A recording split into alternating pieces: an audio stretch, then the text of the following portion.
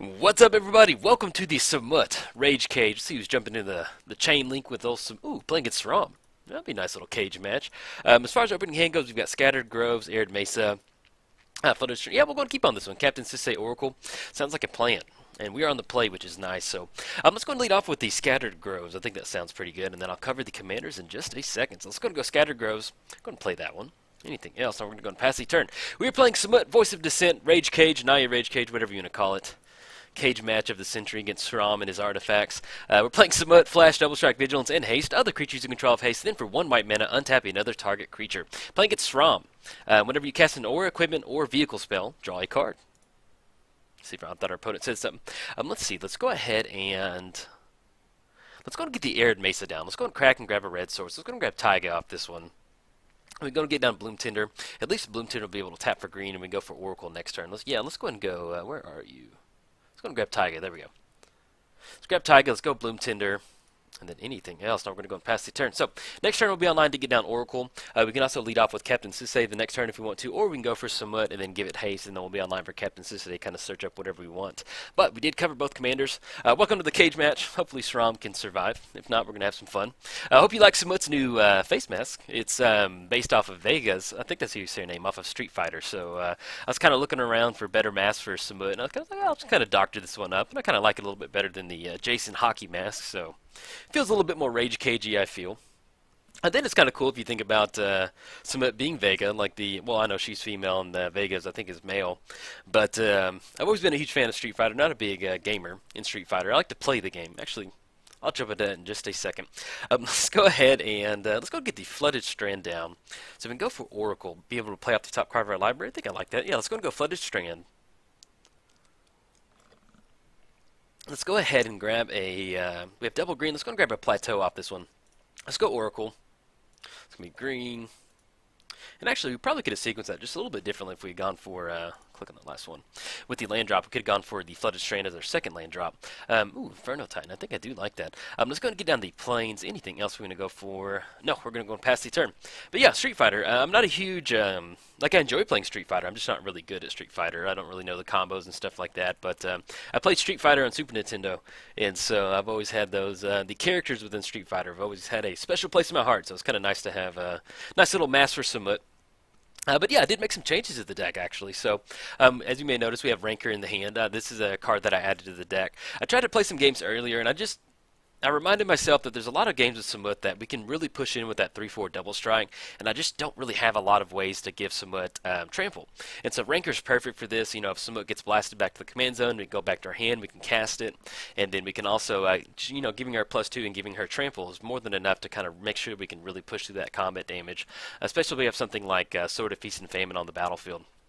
But we have Inferno Titan on top. Oh yeah, I love Inferno Titan. So when I play Samut, if you're not familiar with the deck, this deck does revolve around a lot of combos. When I say combos, I mean really just one combo, and that's going to be Kiki, Jiki, and Splinter Twin, and all the fun utility creatures that go along with that to make sure we can win with infinite creatures.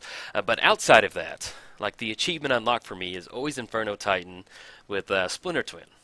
I've come really close a couple times, but I could never get it down. Like, it's like we get Inferno Titan, but then I don't have enough mana for Splinter Twin, so that's always the dream that we're going for. Alright, Savannah on top. Let's go and play that off the top of our library. Rootbound Crag, we'll go and play that. That leaves Majestic. Oh, beautiful. And then we can actually, since they're tapped out, we can just go and go for Samut. I think that would be good. Just to make sure, and we can also get Rancor on there. Yeah, I like that. Yeah, let's go and get down Samut, and actually allow Bloom Tinder to tap for a little bit more. So let's go red, green, and then tap for one more. Make sure we leave up green for the Rancor. There we go. Let's get out Samut. She's going to have haste.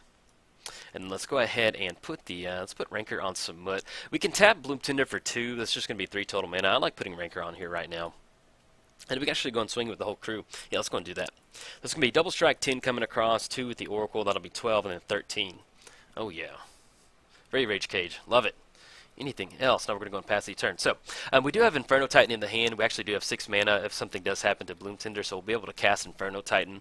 That's going to be 3 up top, puts him down to 14 with the Enter the Battlefield trigger, and then we can start swinging in with that. Oh yeah. And then we have Captain Sisei, so if we want to search up Kiki Jiki, we can go for that and start making a bunch of Inferno Titans. And then Majestic on top, so we have a nice little board of options. Man, that's, yeah, it is.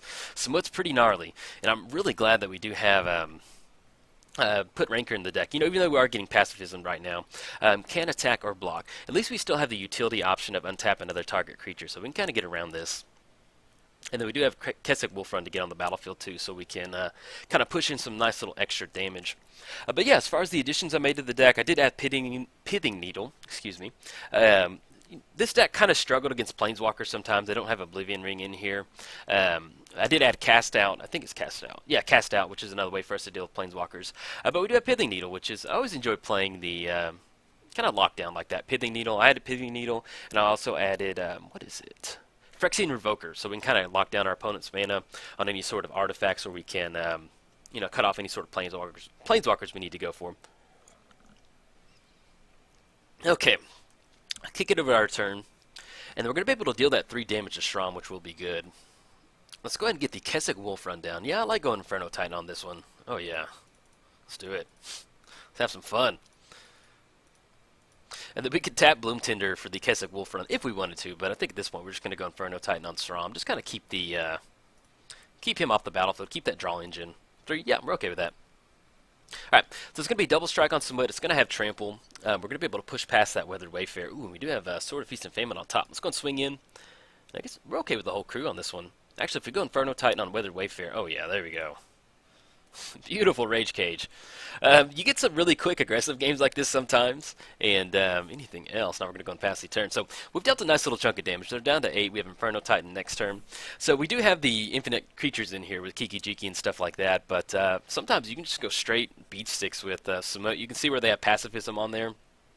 Ooh, Elspeth. Okay. Alright, destroy all creatures with power 4 or greater. So we're still going to have Oracle, we're still going to have Bloomtender on top. The only thing is we're going to miss out on Samut, but we'll get Rancor back to the hand, and we can actually recast a Samut if we want to. Okay, 3 soldiers on the battlefield. And then we'll see, we can actually get down Captain Sisse. It's going to have haste. That's going to be 4 total mana. That's going to be, we still don't have any white sources out there, so we're not going to be able to tap Bloomtender for 3, but at least it's going to be 1, 2, 3, 4, 5, 6, 7, 8, 9. So we'll at least have 5 mana left over.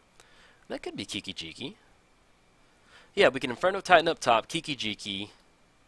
Yeah, I think, let's see if that'll work. I think that's going to work out. Sword of Feast and Famine on top. And then Elish Norn.